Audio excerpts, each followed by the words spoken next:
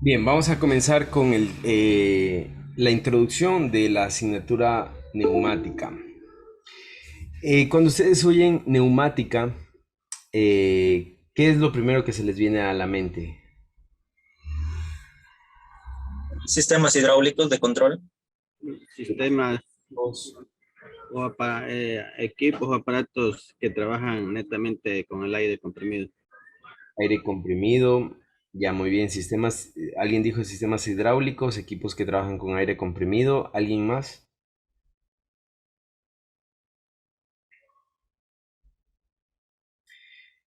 Ya, correcto, ¿no? El tema o neumática eh, es lo que dijo el señor Rodríguez, Patricio. Son los sistemas que tienen como fuente de energía el aire comprimido. Entonces, los sistemas neumáticos hoy en día los tenemos presentes en toda la industria de la automatización. Y nosotros vamos a ver aquí un pequeño videíto. Quiero que vean este video.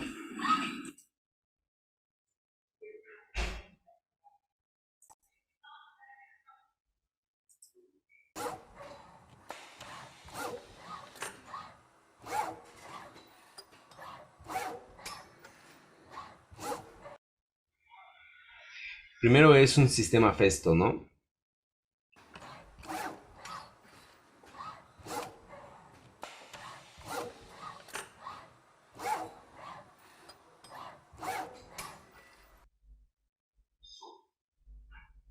Ahí dice que son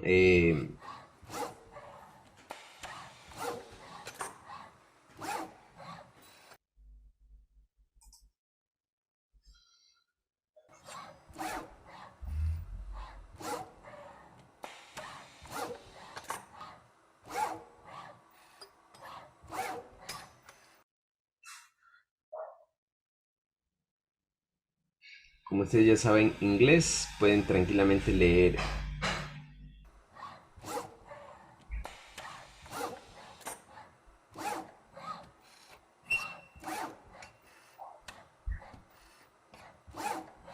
Ya. Aquí nos dice, ¿no es cierto? Que es un... ¿Qué dice aquí?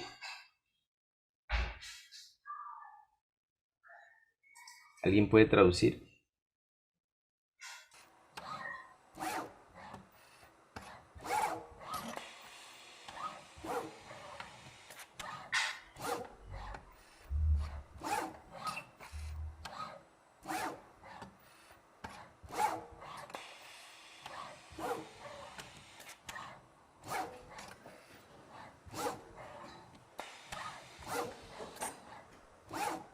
Bien, voy a parar ahí. Vamos a empezar otra vez. Primero que todo, tenemos un proceso, ¿no es cierto? Es un pequeño robot Festo, el que tenemos aquí, ¿no es cierto? Si ustedes pueden ver, bueno, ahí decía en una de las descripciones que es un robot cartesiano, ¿no? De alta velocidad, ¿ya? Este es un robotcito cartesiano de alta velocidad. Eh, lo que está haciendo es el ensamblado, ¿no es cierto?, de dos piezas diferentes. Em, Más que todo simula un proceso, ¿no? Que puede ser un proceso real como un proceso simulado de nivel industrial, pero en ese robot, ¿no es cierto? Donde si nosotros vemos en la parte final, justamente aquí tenemos controladores electrónicos, ¿no es cierto? Que pueden ser una placa controladora, tenemos fuentes. En este robotcito, ¿no es cierto? Nosotros tenemos la presencia, este es un robot de última generación, tenemos la presencia de el área neumática, ¿no? ¿Dónde tenemos la presencia del área neumática? En esta parte de aquí, ¿no? Estas mangueritas son mangueras neumáticas, entonces estas, lo que están haciendo aquí, o bueno, la parte neumática aquí está en la herramienta final, ¿no? La herramienta final que es la pinza de sujeción, ¿no es cierto? Esta pinza que se abre y se cierra, esa pinza es hecho de, o es una pinza neumática, ¿no? es decir, trabaja con aire comprimido. Adicional a esto, aquí tenemos unas ventosas, ¿no es cierto?, que sirven para sujetar, ¿no? Miren, aquí están las ventosas que sirven para sujetar y la pinza que es neumática. ¿Por qué les presento o por qué les doy este ejemplo?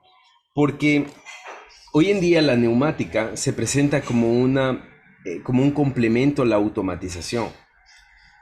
No se presenta como un sistema de automatización como tal, se presenta como un complemento a la automatización electrónica. Porque si ustedes, de hecho ustedes ya han estudiado, por ejemplo, si vemos los PLCs, hoy en día tenemos PLCs eh, bastantes avanzados, ¿no? Con mucha capacidad de procesamiento, con mucha capacidad de memoria, con bastantes prestaciones en lo que son entradas y salidas. Entonces, no podemos competir contra ese tipo de controladores con neumática. Pero ¿qué sí hoy en día presenta la neumática? La neumática hoy en día presenta un complemento a la automatización. Entonces, en lo que son trabajos repetitivos, lo que son trabajos de pinzas o trabajos lineales reciprocantes, nosotros vamos a ver siempre o casi siempre neumática, ¿no? ¿Por qué? Porque la neumática, o más bien, el actuador que puede producir movimientos lineales reciprocantes repetitivos, es decir, movimientos en este sentido, ¿no es cierto? Que sale, entra, repetitivos, no hay un elemento que sea más eficiente que el cilindro neumático. Entonces, esa es una de las razones por las cuales hoy en día se sigue usando neumática. Por ejemplo, para generar un movimiento repetitivo con un sistema electromecánico. Generar movimiento repetitivo con un sistema electromecánico primero que nos costaría, en el diseño nos costaría un poquito más, ¿no es cierto? Es decir, nos tocaría hacer tal vez un tornillo sin fin, un sistema de engranaje, algo que abra y cierre, ¿no es cierto? Un poquito más de diseño mecánico. Y segundo, que puede ser más lento. Entonces, en temas, la neumática siempre es un poquito más rápida y es un poco más eficiente. Ahora, una de las desventajas, de las principales desventajas de la neumática es que la neumática solamente puede llegar hasta 30.000 newtons de fuerza. Si nosotros hablamos de levantar un peso, 30.000 newtons es el límite de la neumática. Ahora, a nivel educativo, 30.000 newtons es bastante, ¿no? A nivel casero, digámoslo así, el 30.000 newtons es bastante. Pero a nivel industrial, 30.000 newtons viene siendo un limitante bastante significativo, ¿no? Si hablamos de, por ejemplo, una industria, la industria automotriz, no podríamos levantar un carro pesado con 30.000 newtons, ¿no? Nos tomaría mucho esfuerzo. Entonces es un límite bastante considerable. Pero, sin embargo, cuando se trata de trabajos repetitivos, la preselección de los actuadores siempre va a ser neumática. Ahora, les había dicho que neumática o bueno, habíamos dicho más bien que neumática es el sistema que utiliza como fuente de energía el aire comprimido. Y aquí yo quiero hacer énfasis. El aire, ¿no es cierto? Si nosotros ponemos atención a el aire en un estado natural se encuentra así, ¿no? Las partículas de aire se encuentran así, en estado de reposo, ¿no es cierto? Pero el aire es un gas perfecto, ¿cierto? O es un gas casi perfecto que se puede o que tiene la facilidad de comprimir. Es decir, si yo reduzco el volumen donde se encuentra almacenado el aire, las partículas se van a unir unas a otras. Y esta compresión tiene un efecto similar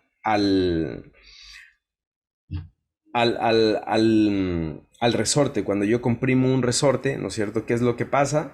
Mientras yo mantengo la compresión del resorte, yo tengo una energía potencial, ¿no es cierto? Ahí, mientras comprimo el resorte. Esa energía potencial, esa energía potencial, ¿no es cierto?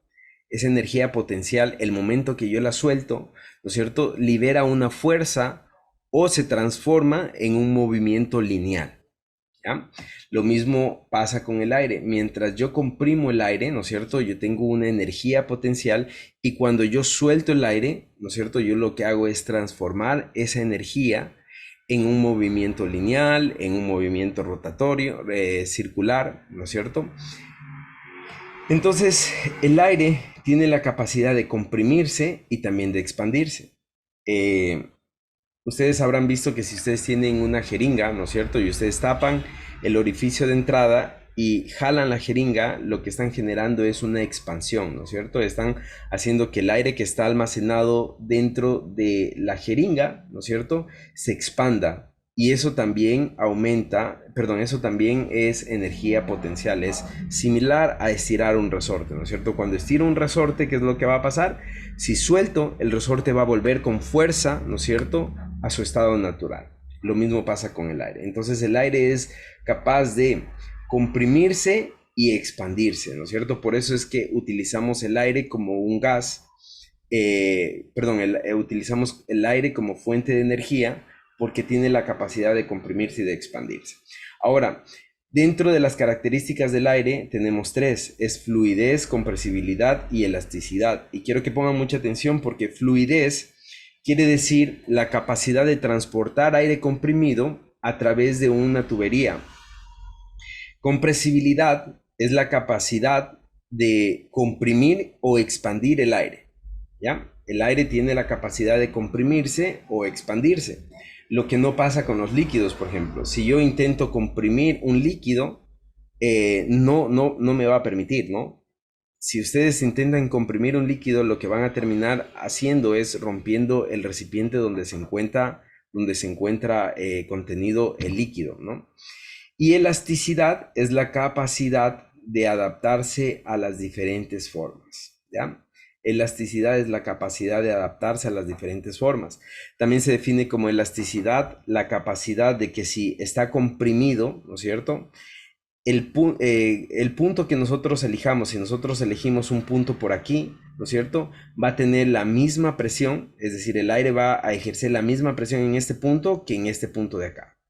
También significa lo mismo elasticidad, que los puntos de presión, ¿no es cierto?, la presión va a ser uniforme de acuerdo al recipiente donde se encuentra contenido, ¿no? Y se amolda a cualquier tipo de forma. Entonces, tres características. Otra característica del aire es que se comporta como un amortiguador. Aquí nosotros tenemos un cilindro. En este caso es un cilindro donde el retorno está mandado por un resorte, es decir, va a regresar automáticamente porque el aire ingresa, el aire ingresa por este orificio y empuja el cilindro hacia afuera, ¿no es cierto? Y el cilindro sale, pero cuando ya deja de existir aire comprimido o el aire comienza a salir por aquí, quien hace que el cilindro regrese es este resorte. Pero este aire que se encuentra en esta recámara hace que el cilindro no regrese con toda la fuerza y de esta forma no choque en estos puntos, ¿no es cierto?, sino que regrese de una manera que vaya frenando, se le amortigüe el retorno, ¿no? Entonces, esta es una de las ventajas, el aire comprimido. Entonces el aire comprimido se comporta. Otro es que es antidefragante y esto es una de las características principales del aire por las cuales se utilizan en ciertas aplicaciones, porque antidefragante es que no se comporta como un combustible en ambientes donde tenemos riesgo de explosión o riesgo de incendio, ¿no es cierto? El aire no se comporta como un combustible como tal, ¿no? Entonces se puede utilizar en ambientes peligrosos y se puede regular el flujo.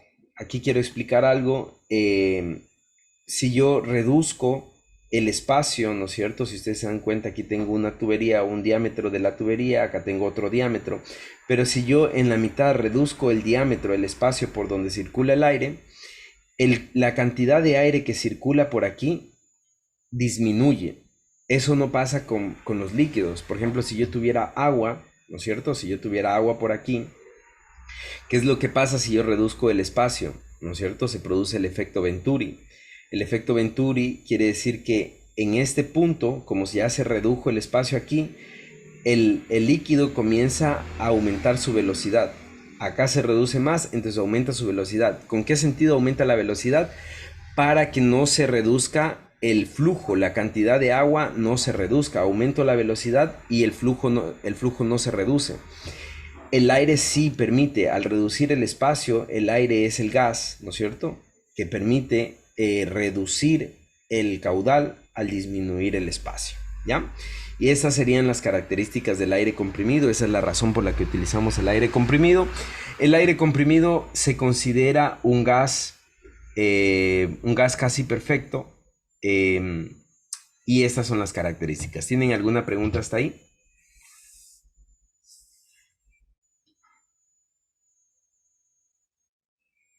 ¿No?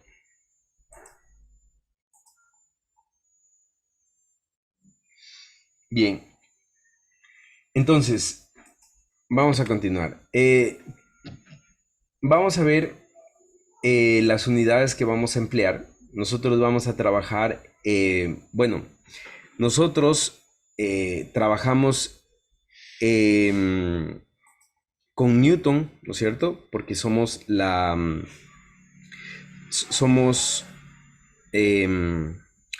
utilizamos el sistema internacional de medida, ¿no? Newton es la unidad que utilizamos.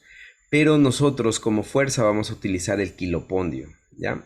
Ya les voy a decir por qué. Vamos a utilizar el kilopondio. El kilopondio no es más que un kilogramo fuerza, ¿ya? El kilopondio no es más que un kilogramo fuerza.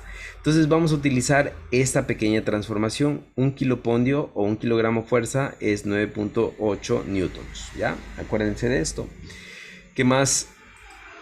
¿Qué más vamos a utilizar? En presión, nosotros vamos, en nuestro medio, vamos a encontrar que pascales está dentro del sistema internacional de medida, pero nosotros vamos a trabajar con bares, que es el sistema inglés, ¿no?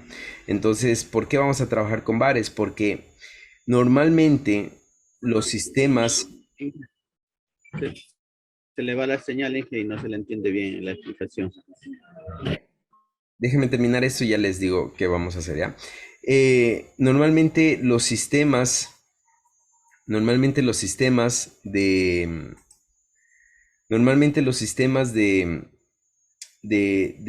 neumáticos trabajan a 6 bares. Entonces, si nosotros decidimos transformar eso a pascales, sería 600.000 pascales. 600.000 pascales es bastante pequeño, ¿no? Entonces, nosotros vamos a transformar de pascales a bares, ¿ya? Bien. ¿Hasta ahí tienen alguna pregunta? Otro concepto que nosotros debemos tener en cuenta es el concepto de presión, ¿no? Nosotros, a ver,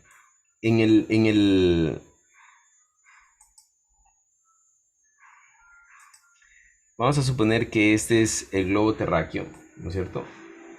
Este es la Tierra, ¿no? En la Tierra, nosotros tenemos, bueno, algunas capas. Entre estas capas está la capa atmosférica, ¿no? Vamos a ver si es que la puedo mover. Ya, esa capita es la capita atmosférica, ¿ya? Esta capa atmosférica es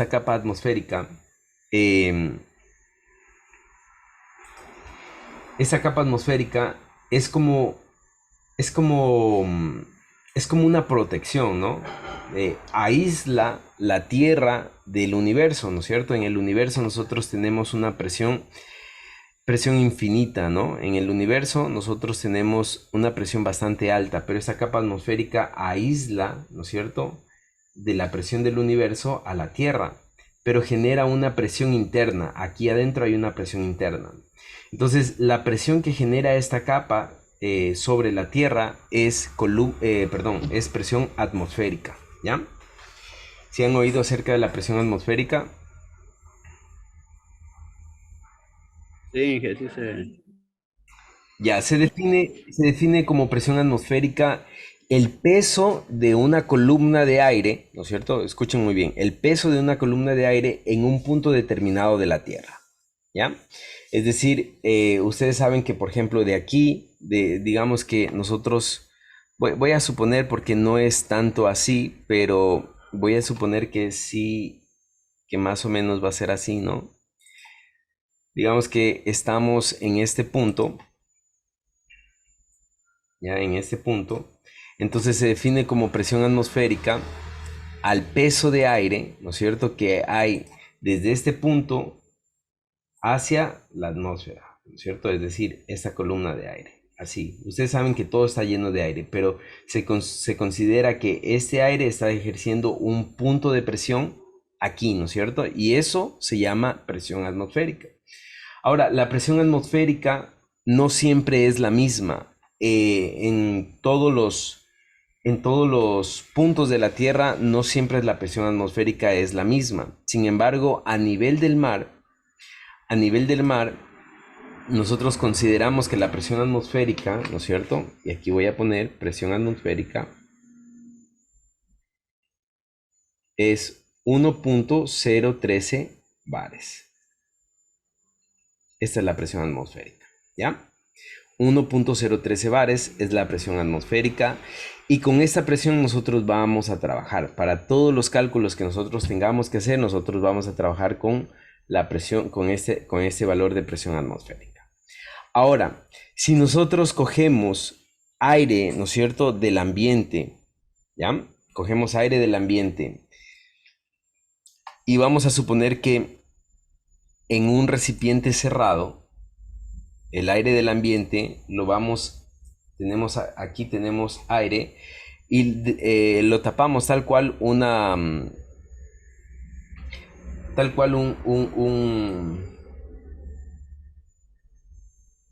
jeringa, ¿no? Lo tapamos, que no haya fugas y lo comenzamos a presionar, ¿no?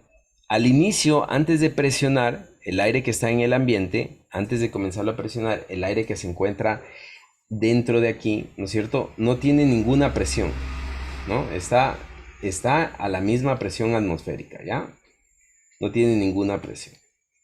Pero el momento en que yo comienzo a presionar este aire, el momento en el que yo comienzo a ejercer una fuerza aquí, ¿no es cierto? Yo comienzo a ejercer una fuerza y este comienza a bajar, ¿no es cierto? ¿Qué es lo que comienza a pasar? Comienza a haber presión, ¿no? Entonces comienza a haber presión. Cuando esto comienza a bajar y de repente ya no está arriba, sino está por aquí, ¿qué es lo que pasa? El aire, ¿no es cierto?, comienza a presionarse, ¿no? Comienza a estar más juntos, ¿no? Más juntos, más juntos, más juntos. Comienza a estar más juntos, entonces ya comienza a haber presión. Esta presión ya no es la presión atmosférica, ya es una presión superior. Ya no vale 1.013 bares porque yo estoy aumentando fuerza y estoy comprimiendo el aire. Entonces, a esta presión que se encuentra dentro de un recipiente, a esta presión yo la voy a llamar presión relativa. A esta presión yo la voy a llamar presión relativa, a la presión interna. Esta presión se va a llamar presión relativa. ¿Ya?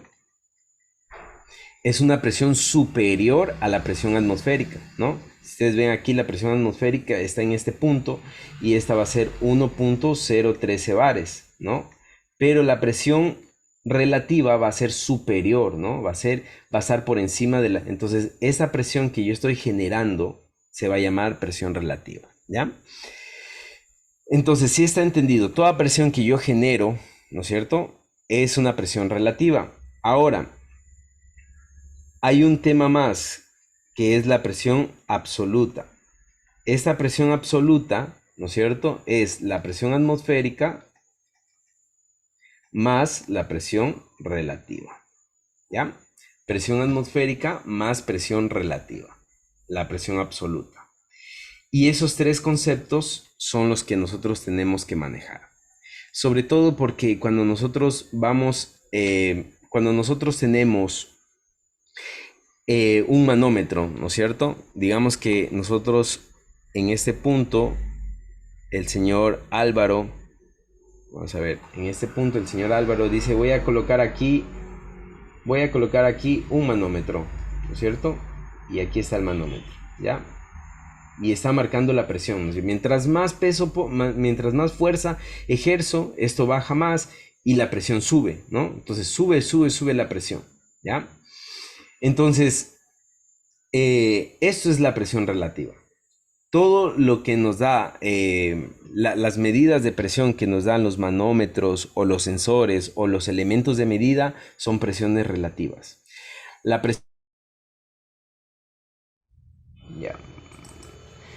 presión absoluta, en este caso, yo la calculo, ¿no? Yo calculo la presión absoluta.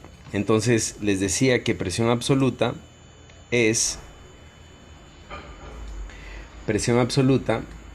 cierto? Presión absoluta es la presión relativa más la presión atmosférica, ¿ya? ¿Está entendido?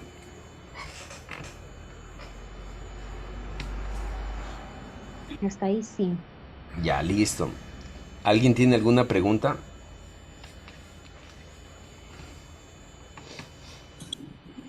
Que dijo la presión absoluta es la suma de nada más.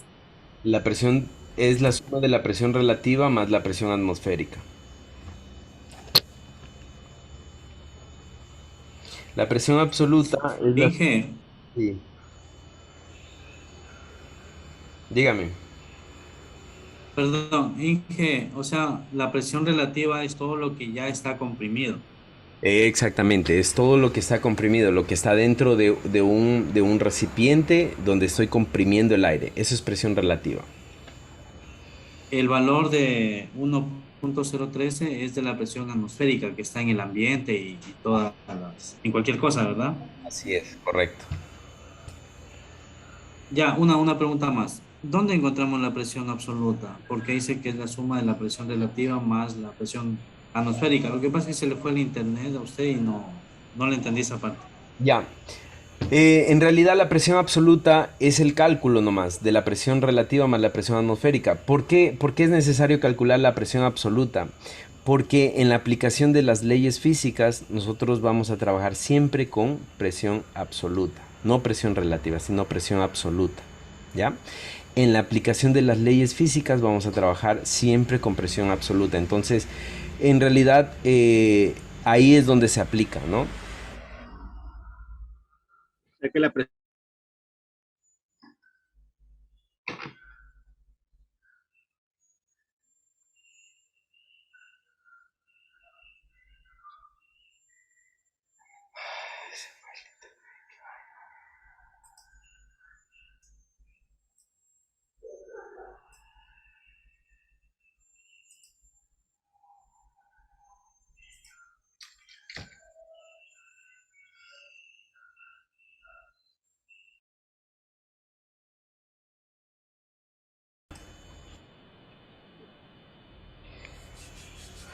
Las leyes físicas que rigen los sistemas neumáticos en realidad son dos, ¿no? Vamos a comenzar con la primera. La primera ley física es la ley de Boyle-Mariotte. Esta ley física nos dice que en un recipiente, yo quiero que pongan atención en este recipiente de aquí, ¿no es cierto? Miren, en este recipiente de aquí, en este recipiente,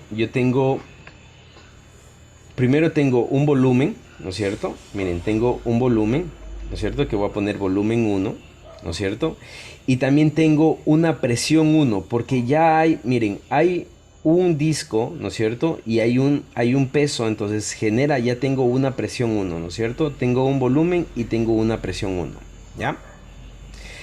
A este disco le voy a aumentar más fuerza, es decir, voy a presionar más. ¿Qué es lo que tengo? Se reduce el volumen, entonces tengo un volumen 2 y tengo una presión 2. ¿Ya? A este mismo disco le aumento la fuerza y entonces tengo un volumen 3 y tengo una presión 3. ¿Ya? Entonces tengo diferentes volúmenes, ¿no es cierto? Estoy aumentando fuerza, estoy comprimiendo el aire, entonces, ¿qué estoy generando? Diferentes presiones y diferentes volúmenes. ¿Qué me dice Boyle-Marriott? El enunciado dice así: el volumen del gas es inversamente proporcional a la fuerza aplicada. ¿Qué quiere decir esto? Que mientras más fuerza yo pongo acá arriba, menos volumen yo voy a tener. Miren, aquí tengo poca fuerza y tengo más volumen. Acá tengo mucha fuerza y tengo menos volumen. Entonces, el volumen del gas es inversamente proporcional a la fuerza aplicada. ¿Cómo se ve esto en fórmula? En fórmula se ve esto de la siguiente manera. Bueno, es como está aquí, ¿no? La presión 1 por el volumen 1 es igual a la presión 2 por el volumen 2. ¿Ya? Y esto va a ser igual a la presión 3 por el volumen 3. ¿Ya? No va a cambiar. Así es como se ve Boyle-Marriott en fórmula. ¿Cuáles son las condiciones? Primero que todo, que la presión sean presiones absolutas, ¿no? Lo que les decía, aquí es donde aplicamos las presiones absolutas. Yo sé que aquí hay una presión relativa, ¿no es cierto? Aquí hay una presión relativa, aquí hay presiones relativas, pero esas presiones relativas yo las voy a transformar a presiones absolutas. Es decir, les voy a sumar una atmósfera. ¿Para qué? Para generar presiones absolutas, ¿ya? Otra condición es que la temperatura no debe variar, debe permanecer constante. Esas son las dos condiciones. Entonces, la primera condición es que las presiones deben ser absolutas y la segunda que la temperatura debe ser constante. Y se cumple la ley de Boyle-Marriott. ¿Ya? ¿Tienen alguna pregunta tal vez?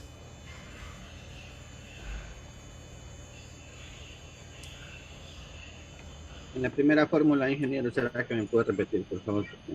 Es tal No cual entendí. escrita la primera fórmula. Presión 1 por volumen 1 es igual a presión 2 por volumen 2, ¿no? Y nos dice que el volumen del gas es inversamente proporcional a la fuerza aplicada. Entonces, ¿qué quiere decir? Que si yo tengo poca fuerza, tengo más volumen. Si yo tengo mucha fuerza, tengo menos volumen, ¿ya? Eso quiere decir inversamente proporcional a la fuerza aplicada. Bien, continuemos con la otra ley física.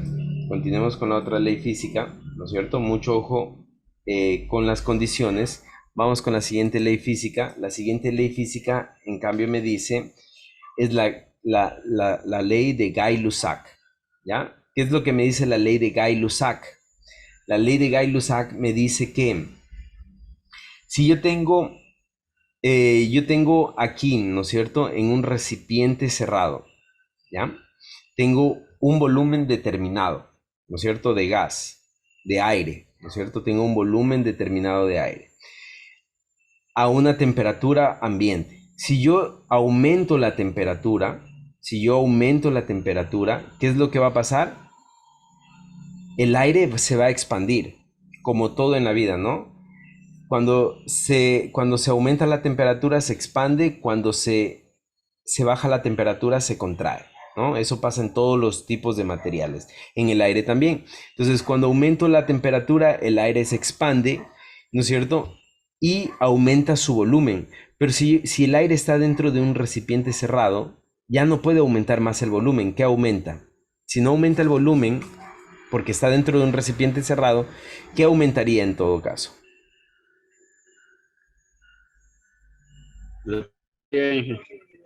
La presión, ¿no? Aumentaría la presión. Entonces, ¿qué es lo que nos dice Guy Lussac? Temperatura. No, la temperatura aumentamos. A ver, voy otra vez, ¿ya? Tengo un recipiente de aire, ¿no es cierto? Miren, aquí hay un recipiente de aire, está a temperatura ambiente, no tengo nada de presión, ¿no es cierto? No hay presión, no estoy ejerciendo presión. En este aire está a temperatura ambiente y está a la misma presión atmosférica. A este aire yo le aumento la temperatura, es decir, comienza a subir. Entonces el aire comienza a expandirse, ¿no es cierto? Comienza a querer aumentar su volumen. Pero el aire no puede aumentar su volumen porque está dentro de este recipiente cerrado. ¿Qué es lo que aumenta si no puede aumentar su volumen? La presión. Aumenta la presión. Aumenta la presión. Entonces, ¿qué es lo que nos dice Gay-Lussac? Gay-Lussac nos dice que la temperatura va a ser proporcional al volumen, ¿ya? Es decir, si yo aumento la temperatura, aumenta el volumen, ¿no? Esto es lo que me dice Gay-Lussac y esto se ve aquí, así. Pero si es que estoy en un recipiente cerrado y no puedo aumentar el volumen, ¿no es cierto? ¿Qué es lo que aumenta? Aumenta la presión. Entonces, presión 1, ¿no es cierto? Sobre temperatura 1 es igual a presión 2 sobre temperatura 2. ¿Ya? La presión, aquí tengo una presión 1. Aquí tengo una temperatura 1. Aquí estoy aumentando la temperatura, es temperatura 2. Y aquí aumentó la presión, es la presión 2, ¿no? Entonces, miren, aquí tengo, voy a poner que aquí tengo una presión relativa de 0 bares.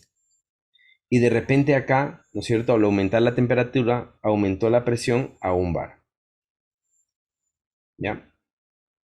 A 1 bar. ¿Sí? Entonces 0 bares, 1 bar. Y así es como se ve la ley de Gay-Lussac. ¿Está entendido?